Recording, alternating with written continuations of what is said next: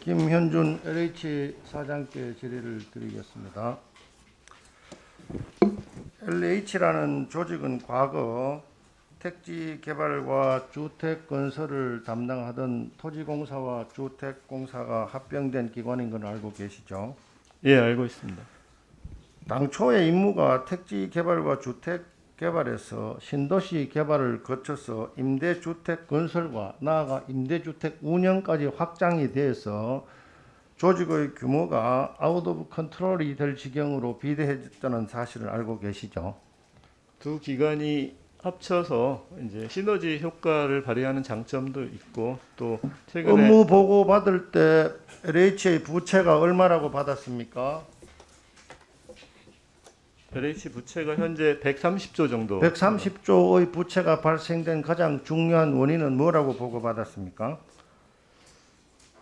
정확하게 제가 세부적으로 말씀은 못 드리지만 아마 정부의 그런 공공 정책이나 이런 걸 수행하는 과정에서 공공 임대주택 건설과 운영 때문에 주 요인이 부채 발생입니다.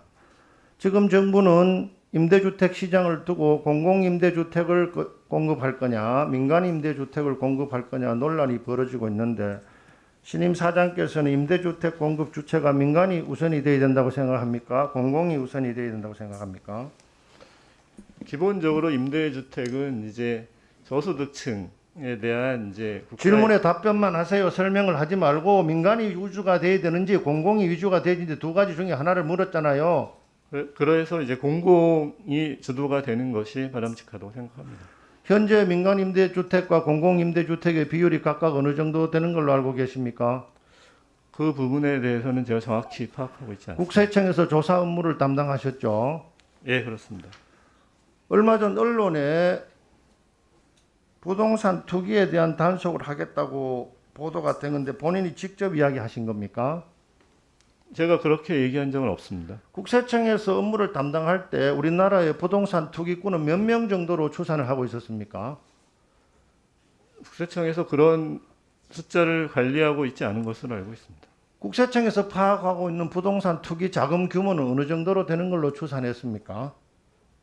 그 부분에 대해서 제가 자세히 알지 못합니다. 지금 정부는 집값 상승의 원인을 공급 부족이 아니고 유동성 과잉과 투기꾼의 농간이라고 계속해서 주장을 하고 있는데 지난 국세청이 4년간 투기꾼 단속을 몇 건 정도 했습니까? 제가 정확한 숫자는 모르지만 아무튼 부동산 이 투기로 인해서 이제 주택 시장이 투기꾼의 숫자는 어느 정도로 알고 있습니까? 제가 정확히는 알지 못하고 투기꾼의 숫자도 모르고 투기꾼의 자금 규모도 모르고 투기 단속 실적도 모르면서 부동산 상승 원인이 투기꾼이라고 주장하는 근거는 무엇입니까? 부동산 거래가 많이 되면 될수록 그 과정에서 이제 세금을 탈루하는 이런 행위가 많이 나타나기 때문에 세금 탈루가 부동산 투기입니까? 국세청에서는 투기와 투자의 한계선 구분을 어떻게 판정하고 계시나요? 기본적으로 이제 부동산 투기 과정에서 이제 세금을 안 내는 경우가 많이 있는 것으로 알고 있습니다. 세금을 안 내면 부동산 투기입니까? 그러니까 실수요 목적이 아닌 어떤 다른 목적으로 이익을 얻을 목적으로 하는 경우에 투기로 알고 그러면 있습니다. 현행법상 자기가 실수요가 아니고 주택을 구입해서 이익을 얻게 되면 투기로 규정합니까? 그러니까 사장님, 여러 가지 상황을 감안해서 결정해야 될 것 같습니다. 우리나라 현행법상 투기의 정의와 거기에 대한 처벌 규정이 있습니까? 투기에 대해서 법에서 구체적으로 규정한 내용은 제가 정확히 알지는 못합니다. 죄형법정주의에 의거해서 투기에 대한 법적 규정과 처벌 규정이 없는데도 처벌이 가능합니까? 저희가 이제 부동산 투기로 처벌하는 것이 아니라 이제 그런 부동산 거래나 이런 투기 과정에서 이제 이 관련 법을 위반하는 이런 행위에 대해서 처벌하는 것으로 알고 있습니다.